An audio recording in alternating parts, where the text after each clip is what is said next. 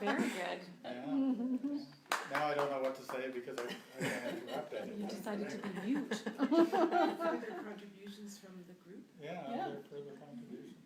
Well, I'm just aware, as I walked into this space, of what I do in response to that question. I often have to consciously shift from my rapid fire thoughts to my body and be aware of how my body is being supported. And from that to the energies around me. And the primary energy that I embrace is that of God's love. Because I know that God's love cannot really penetrate, can't really get to me if I put up a wall of distracting and distracted thoughts and material concerns. So I really focus on my communion, my connection with the Creator, and ground myself in that and bring that awareness into whatever I'm in or whatever I'm doing. It's so much easier to do that in this circle of people, in this place, because there is so much invitation and support for that here. And people have already been doing it, right, as you sit here. So, You feel the condition when you come in? oh, yes, most certainly. And I also brought it with me because I was so grateful that being in connection with gratitude is it's just the seed out of which many flowers grow. Anybody else? Well, I think what I was guided to when I talk about circle, especially if I was working with someone healing and all of us together, is that idea of speaking the invitation, like I invite you to create the circle with me. I think it's a bringing forward that support, that this circle is protected, and that we can invite our most highest guides and angels to be with us, and that only the good of all is given and received, and that that's like grounding it in that vibration of protection, and that we're together here, working with the Most High. Yeah, and also I have to admit, I do walk my life with intention, as I did when I awakened to working with the Most High. Is I actually start my day with the intention of putting the places that I'm going to into the light. So that there's protection there, and then I can harmonize in that vibration. I do that, and I do ask. I employ my guides. I ask them to work for me. I ask them to keep my house safe, all that kind of stuff. So I'm not sure if any of you have thought of that. Thought of that idea of asking and putting forward your intentions throughout your day, so that you, as you awaken more to the light, that you are flowing and protected and all that. So, yeah. And as the guides say, like our highest guides, you have to ask them to do it for you. They're not going to just come in and take over. I mean, I guess unless there's something that they need to help protect you from, right? Yes, free will. Yeah, they want to Desire. on your free will. So I just Yeah. thought I felt Yes. to say that. That's beautiful. And your song at the beginning really helped to ground it. Oh, awesome. Yeah, nice. Vibration. That's great. And if you're like Betty, you're sending healing to everybody. She's just always such a channel for healing. Yes, Yeah. I have to start redirecting it to me sometimes. Okay, everybody redirect. Are you getting it? There you go. Okay. Yes. Woo, you got a boost. Wonderful. And I'd like to add that, and I agree with all that has been spoken. The idea, if you look at the circle, is a sense of unity and singleness of purpose. Yes. And because it's a divine love mediumship program, it's about divine love in my heart and soul. It's about divine love. So I kind of let the details fall away. It's every time I so focus on divine love, that's the highest and the best thought and concept for me. And it's bigger than a concept, it's a real thing. So it's I never get tired of trying to connect with God on this level and with a group together. I know that it's a powerful help to God if we join together in love. And for praying for love, it's for the divine love, it's the singleness of purpose is a powerful thing, and God can lead us. I go, God bless our beautiful angels that surround us, but the feeling in my soul is to go into God, and God directs us all, and we're here to reach the Most High. And it can be more powerful, as you say, when we're all together. When we have this singleness. Of purpose. Yeah. Yeah. And the cloak of protection, I love that thought that you put forward, and I like Ellen and Terry's thoughts about putting things at the door, literally just putting it down and letting it go, and then, because we can do that, we can do a lot of things, and this is the exciting part about being a human being. Yeah. And we have so many abilities, and once we realize we can do that, we can put it down and release that and go into this lovely condition and desire this, then we can be there right now. We don't have to wait. Yeah. Nothing can separate us from that love, Yeah, that's right. except ourselves. Except ourselves. We're the limiting factor. So what we're speaking about is, I think, quite contrary to popular cultural perspective. Because our culture values mental acuity.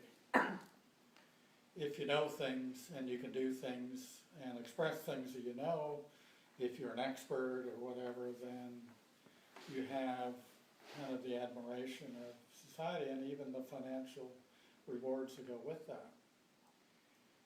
But what we're talking about here is mainly feeling things. It's not intellectual. It's feeling. And with feeling, it's a whole different paradigm, isn't it? It's, especially for a guy, a guy my age who was taught that feelings are your enemy, basically. To go into that realm of feeling, of trusting your feelings and trusting your intuition, is considered a very feminine perspective in the old ways of being a man. So it's a bit of a challenge. It certainly was a bit of a challenge for me to overcome those biases and prejudices around allowing the soul to feel, allowing our deep intuition to come forward. And then expressing that and utilizing that in your life in a way that's effective. Because when you're taught to mistrust your feelings, it's hard to get over that. It's hard to get beyond that. So what helped me to get beyond those feeling realms, or get beyond my mistrust of those feeling realms, is divine love. Because divine love is, in my experience in life, the ultimate feeling experience. You feel the highest love possible. And you feel God giving you the highest love possible. I've had lots of experience in life, and I've fallen in love with a woman and children and all of that stuff, and that's all wonderful feeling stuff. But this, with the human stuff, the human condition, we tend to pollute those feelings with lots of projections and ideas and defenses and all those things. But to really be with God, as I think Betty was saying, someone was saying, that you need to put all that aside.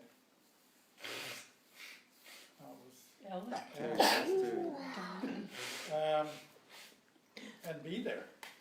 Because it can't be real unless you're really there with it. You can't rationalize it. It is a feeling experience. So I think basically what we're saying when we want to raise the conditions, and we're talking about conditions and energies and all of that stuff, It's how we feel is the barometers of where those conditions are, where those energies are. So if you come into a group like this and you're feeling really crappy about yourself, it's going to be hard to get up there into something more positive.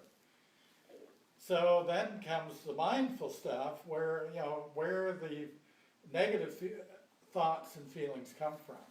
And then you got to discipline that part of you so that that doesn't run roughshod over your conscious expression, who you are at the moment. Because that changes, obviously, how we're feeling and what we're expressing and what we're bringing in changes with every moment. And as Terry was saying, as we walk into this church and we feel the conditions of this church, it's helping us to elevate and to put aside all the mental stuff. So we're getting a boost here because everyone has contributed to this space, this energy, and helped to raise up the conditions. So that if you're at all sensitive and you're into more of the feeling part of yourself, then you'll recognize it and you'll feel it. So that's the basics for mediumship, basically. That it's the feeling experience. If the feelings are there and the wavelength starts entering into your consciousness so that your mind starts to take a back step and the consciousness of the soul and the consciousness of other parts of your mind, your brain, start to come forward. So you're not entertaining an intellectual space. You're not trying to be smart. You're trying to be kind of removed, detached. So that the feelings then become more obvious and you become more sensitive in every way, including in your body. And in that way, when you are a medium, when you are actually delivering a message or going into condition, as we call it, when you go into that deep feeling state, then any noise or distraction will detract from that condition and will make it more difficult for the medium. And the experience of being a medium can be quite different, one to another. I was mentored by a medium who went completely out and had no idea what was going on. She trusted her condition, her mediumship, her gift so much that she allowed herself to just completely be removed from the situation. How Yeah. did she get herself into that condition? Did she It's a say gift. it's a gift? Okay, so it wasn't. So it is the way she You weren't connected. operates as a medium. Mhm. Going into condition varies greatly between mediums. And the experience of being a medium when you're giving a message can vary greatly too. Like I'm amazed with Maureen, when she gives, if she's on her own and giving a message, and this happens quite often, she can actually kind of snap out of it, turn on her recorder on her phone and go back in again. I mean, I couldn't do that. I mean, I'm not that with it Okay. to have, but you can do that. There you go. Women can Right. multitask. Yeah, yeah, she's a And then woman, there's- and yeah. Yeah, I mean, for me, when I go into condition, I get a numbness that goes over my body, so you could probably take a pin and prick me, lightly, and I won't feel it. I'm in a different space. It's kind of like going to sleep, but you're awake. and you hear the words that your guide. Yes, I'm well aware of the words. I'm aware of the words as they trickle into my mind. I'm not aware of exactly what the paragraph's going to be. I'm aware of the moment, like the phrases. And when I first started out, it was a phrase, a pause, a phrase, a pause, a phrase. It was like that, and almost hypnotical in its delivery. This kind of monotone voice that was modulated in a rhythm. And a lot of people would complain that they went to sleep when I was channeling, because, that would do it, it would kind of make you feel drowsy and, not really listening to. I mean, if you're animated and, sort of full of energy and all of that, then people are gonna open their eyes and look at you. But generally in a circle, and we've been doing these circles for 45 years, hundreds and hundreds and hundreds of them. Generally, we sit in a darkened room with our eyes closed and we're relaxed and we're in a prayerful state. So that then helps to make us what we call batteries. So then you're channeling energy out into the room, especially out to the medium. So that then the energy gets elevated, the energy gets more intense. The rapport between an angel, which is a highly, highly evolved soul, and the medium can then be a little closer. It's not, I don't think there's anybody who can channel celestial perfectly. We're just not, I mean, we're in a earthly condition. It's a heavier place. But you can get close and you can bring through lots of wonderful information. But it will never be exactly what the Spirit intended. And they just work with that and we work with that. Obviously, that's just the way of the conditions of the earth now. I mean, maybe the conditions of the earth 1,000 years from now will be such that, well, actually, I'm hoping that the conditions will be such that the Spirit will just materialize and talk to you. That would be ideal, rather than using an intermediary like a medium, because our minds, our brains are full of filters and biases and ideas and words and ways of expression. So you are getting the combination of a person, a medium, and a spirit, in this case a celestial, together, working together to try and communicate something.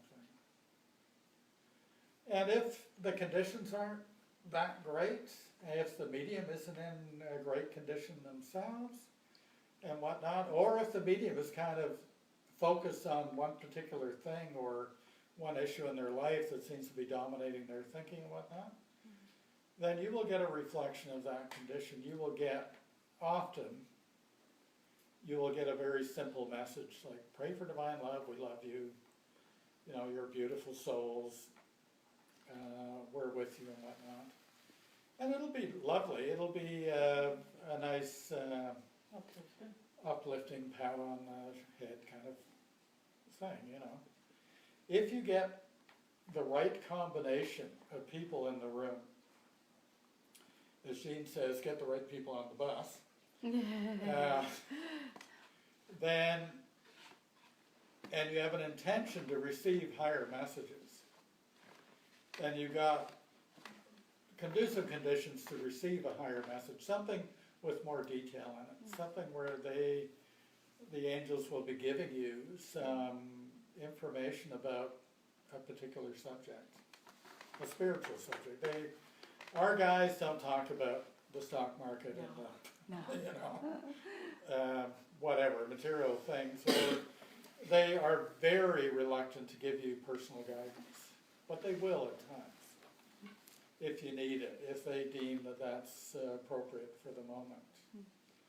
But it's almost like you gotta earn it. It's like if you go to a certain stage level, then they'll help you to understand where you're at the moment and where you're going, maybe. I'm trying to relate what you're saying to an amazing experience yesterday with Maureen. We have these online circles of light, so people from around the world will all come and have a circle like this from their different time zones. And them about what it was Yes. like when you checked? Well, so we were having our circle, and Andrew gave a message through Jesus first. Through Al, not Jesus. Oh, This yeah. is Al. That might sorry. be a positive projection, I but just it ain't. predicted something, I just predicted something. I was like, that's interesting. Our elder and brother. Yeah. But then very quickly, Jesus came to me. And Maureen's in Abbotsford. And I'm in Word. Abbotsford. And so often too with that, like I know Jean records, so I don't have to record when we're doing online circles. But I like to mute myself because if maybe there's somebody home or if I need to cough, and everybody doesn't need to hear that. But also too, sometimes when different angels come, their condition is really, really high that I have to like breathe them, right? Because it's so powerful. So anyway, Jesus came very early on in Andrew's message, and his presence for me is still, it's not overwhelming, but I have to kind of catch up to it, sort of speak. I have to sort of,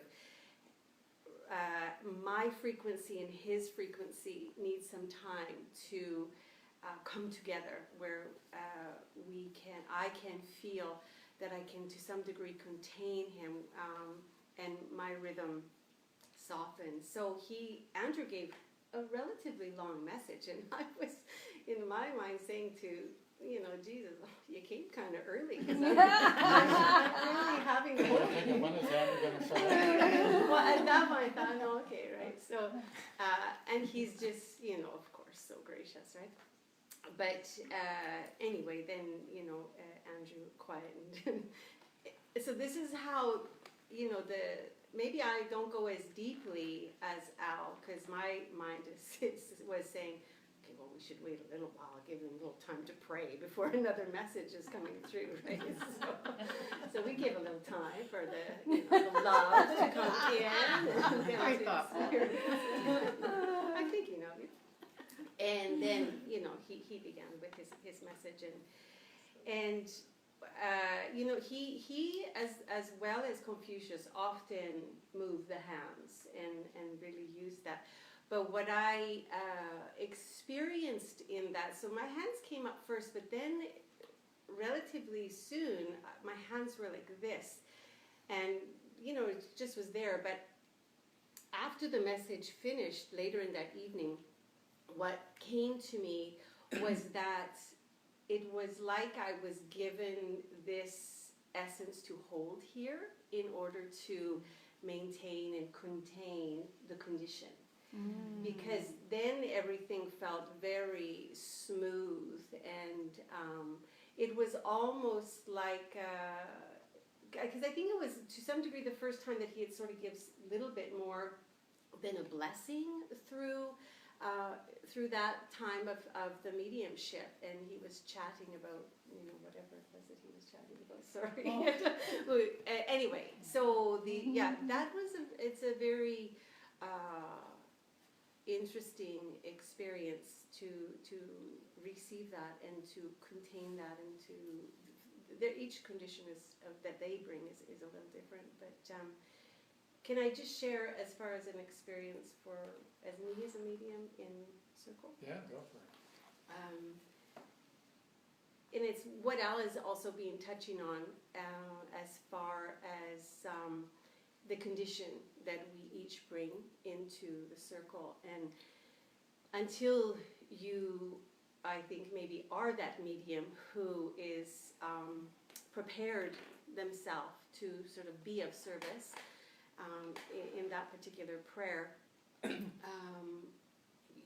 I do my best to, I know that, like, let's say, for example, on FUSC prayer circle nights every second Thursday, I know, okay, tonight I am definitely in service here, and every day I try to make my condition, but that day I really, maybe you could say, go the extra mile. And through serving in that circle, coming to discover the great importance of the batteries who you have next to you, and the importance that they carry. And Darlene Maureen and Raphael are really, really strong batteries. And anyone else that is really familiar with Divine Love is a strong battery for that time of circle. But what I find in the circle at FUSC is often, because we have it on Meetup, thanks to Raphael, there's new people and who are curious, right? They're on a spiritual path. They want to find, like, what is this Divine Love about? So they come with little or no understanding of what it is that our practice is. So as the medium, you can really feel when a condition is really conducive and everybody just kind of falls into this rhythm of love and a space of peace. And then you can also, I've had the experience of feeling, wow, okay, we are everywhere and anywhere. And thankfully there's a portal of light here for that helps as well. But there has been challenge where trying to make that rapport, and often while we're going around the circle introducing people, I'm, and even before then, preparing, and I feel, the condition coming in. Maybe at that time, the angel that's going to speak reveals themselves. Maybe chit-chats a little bit about what they want to say, right?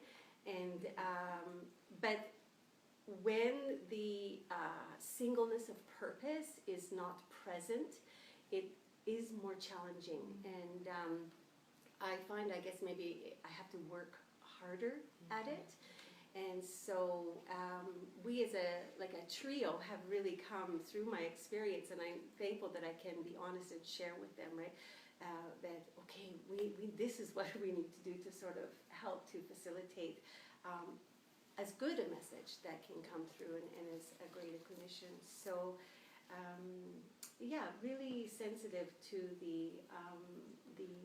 and too when we come in, and if I'm guilty of it as well, but we begin to chat about those challenges of the day and this kind of and that kind of and that kind of, it just changes the whole element of the circle. And I know we like to share and we're friends and we support one another and these sort of things, but it is really helpful when those things can be conversed either after the prayer, right, where something, I've been being helped by this, or in a separate time, because it's really conducive then to building a strong, powerful condition for not just for the medium, for everyone in attendance, because they too can really feel this beautiful touch of God's love. So, many circles start with silence. So, have you experienced that? Some of the Eastern traditions, and as soon as you walk in, you go into silence, and all of that chatter and settling in and all that stuff is distracting. So I just love the condition that's here now. Are we ready to pray? Could I add a few things that came up based on what everyone has said, just from my experience being so close to Barb for so many years? I realized that part of her trust in spirit started as an infant, because she knew her and could see and hear her spirit guides from infancy, and they spared her a lot of brutal attacks by her mother and protected her greatly. And it deepened as she found out about divine love. And so her trust was so great in her guides to protect her that she could allow herself to go into that state where she was somewhere else, but her mind and her body and her soul were available as a channel. And as you were talking too, Al, I was realizing that the energy of God's love is the greatest, most transformative energy in the universe. And the more we can open our hearts and love and be in love, the more accessible we are to that energy, the more we can resonate with that energy. In the natural pathway thinking, there's a lot of talk about wave resonances, and waves amplifying one another when they're resonating in the same frequency. And that has helped me to think visually of what's involved as I pray and as I open my heart and my soul to the amazing continual infinite flow of God's love to me and every other created being on the planet. That my role in that relationship is to be as resonant as I can be, as loving as I can be in response to the Creator's ever-present love. And I'm realizing too that over the years there was a period of time where Barb was greatly challenged by one of the men in the group. He was a son of another person in the group, and he so challenged the conditions in the group that she found, about how difficult it was for her to maintain that condition of rapport with celestials. She prayed about it, she prayed for guidance, and always the guidance was, you must elevate your own condition. It's that person's choice what they do with their condition. It's your responsibility, you know about the love, and you must grow more secure in that love so that this other condition does not interfere with your state and your service. And wow, as I look back at that, that was so hard. I was quite dense, so I wasn't, I was aware of this person's disturbance effect in the circle, but not to the extent that Barb was, because of her being Barb. And then I was also reminded, as I was listening, that as Barb's cognition has declined, first of all, the beauty of her soul has just been more evident to everybody who has any contact with her. It's extraordinary that at this level of deterioration, she can still be concerned about my welfare, your welfare, everyone's welfare, and still make a loving connection with everyone. And I remember in the years when she was still well, I would always sit beside her, and Al would sit on the other side, and I would always feel when Jesus was about to speak, because I just felt his presence. I felt it, and it was like a light, the light amplified, and it was always confirmed when he began to speak through Barb. And when her cognition declined, I could still feel it. And even though she was saying messages that were even more abbreviated than the examples you gave out, like, God is with you, God is with you, and she'd keep repeating, God is with you. I knew that the angels were doing that. They were helping her be somewhere else, as she usually was, so that they could come close. That our role as participants in the circle is to be in such a condition as the angels can come closer and help lift us up closer to God's love. And if we are aware of that responsibility that we have, then we become ever more mindful of what goes on in our hearts and our minds and our souls. And so that we can contribute rather than drag it down. And I'm sure there's more things that I thought of, but I can't think of them now, so yeah, that's just... You were referring to what Al said, you had something more. Well, just Maureen inspired? that the responsibility of the medium and other people in the circle is to come into the circle in such a condition that you're not a barrier to the love, that you're not a deterrent to the love. And new people, of course, they don't know about this responsibility yet. And so how many people know about divine love? Right. Yeah. So it's just up to people who do know. And in this way, we're serving as batteries. By being in alignment and rapport and communion with God and the highest, that's how we become batteries. And I think people, mediums like Al and Maureen and Jimbo that you all met, they make it look so easy. It's like after, more than 4 decades and thousands of messages, you know, we can take it for granted. And, but we've had so many messages, and some of them, the one that I sent out from Soretta County, Yeah, it's not easy, for them no. either. And as Maureen so beautifully described, they will come down, you know, my goodness, how far did they come down to us on the earth plane? And then there's that area where they need to make the rapport, make the connection. And they want us to rise up as much as we can. And, you know, anyway. Yeah, so in order for that to happen, intention is absolutely necessary. So if you want this to happen, if you desire this, and if it's a soul-felt desire, which is the most powerful desire that we have, then that connection can be made. The intention of the celestials to come and make the rapport, the intention of the medium is to open and, as Maureen was saying, prepare themselves for the rapport. And to be resonant, when you talk about the wavelengths, you know, with divine love.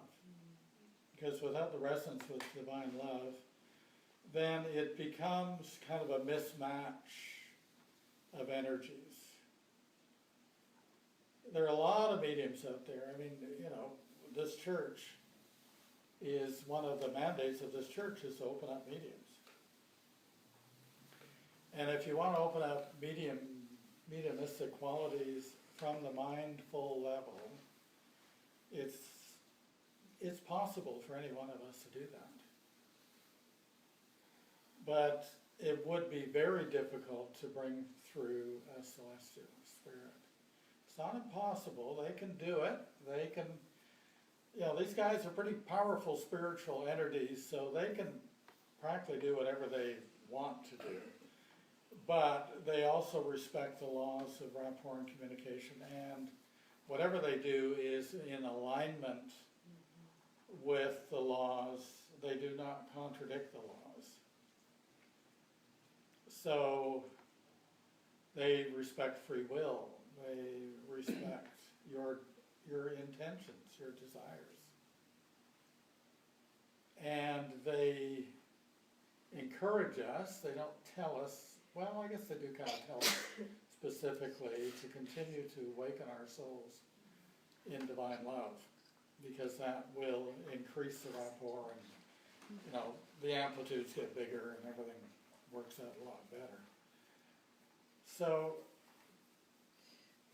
when you get to that place of soul awareness, and you really are familiar with the energies, the expressions of divine love and the soul and whatnot within you, then when a spirit comes close, you'll know whether they're celestial or not. You feel the energetic signature of that individual. So for some of you here who, you know, are just beginning with divine love, or don't know, you know, you don't know whether you're really committed to it or not, or whether it's real, or, you know, haven't had the experience of truly understanding what this thing is called divine love. We're kind of putting the cart before the horse by saying, let's go into mediumship. You know? That comes later, and for me it came 35 years later.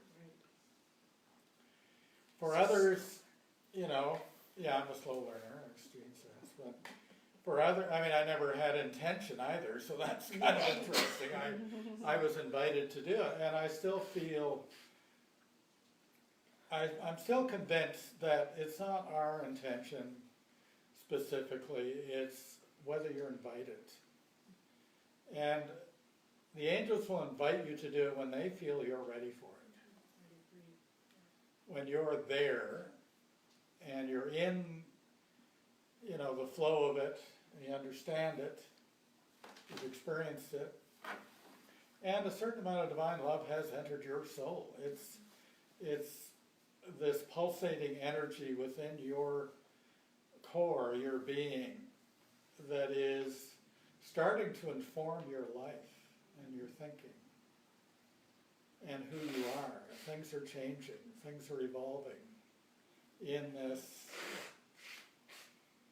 awareness and expression of your life. So until those kind of fundamental shifts take place in us, I don't think we're ready for divine love mediumship. We might have an experience, a fleeting experience of it. I have had it before I was asked. I had experiences of something. I didn't really understand what it was. But I do know that I wasn't doing the talking. It was coming, intuitively through me. So I thought, oh yeah, this is just another compartment of my mind being activated. And in a way it is, because mediumship does have a material mind component to it in any form of mediumship. But the purpose and the tone and the texture and the feeling around divine love mediumship is often very different from the spirits that come through and want to talk about the Palladian cycle of some universal force or something. I don't know, I'm just saying something. Grabbing at the language. Yeah, I mean, that ain't celestial language. That's something else. I mean, if that's what you're into and that's what you want, then there's a lot of that out there. And you could easily, well, fairly easily, get to that place of channeling that kind of information. But when I just want to finish this off a bit. When I read this stuff, I think, what is the purpose of this stuff? All this information, all these things that they're talking about, and the cycles, and the this and the that, and all of that, which are kind of far beyond our material life here, of what practical use is that information? Where when a celestial gives you guidance and information, you can apply it right away. It's practical and it's of a higher, they're always helping you to come to a place of higher understanding and application in your life of these simple truths. And they always say that the truth of God is simple. Anybody can understand it. Now, when you get a complex message about a very complex subject, about the operations of the universe, I don't know, do you have to be a lawyer or some kind of person to understand what the heck they're talking about? And I think, okay, well, is this really true? Or is this someone's filtered... Does it nourish your soul? Yeah, it doesn't nourish your soul, I don't believe. It nourishes your mind, maybe. And that's fine. I mean, as I say, if that's what you're into, then I respect it. But personally, I find that what we get and what I've received over the years, which have been many hundreds of messages over the years, has much more practical application and purpose in my life. Then that's what draws me to continue to do this work, because for one thing, it makes sense. There's not a lot of speculation here. They'll give you some information that might surprise you, but it will be in little dribs and drabs so you can integrate it and find out for yourself whether it's true. But they won't give you a whole ream of detailed information that goes on for maybe 2 hours of channeling. At least I haven't experienced that. I think the longest channeling I've ever done was about 55 minutes. 55, no, that was 47 minutes. It was, And there was actually a message from Jesus through me that talked about earth changes, and that was a very long message, and a very serious message about the conditions of the earth.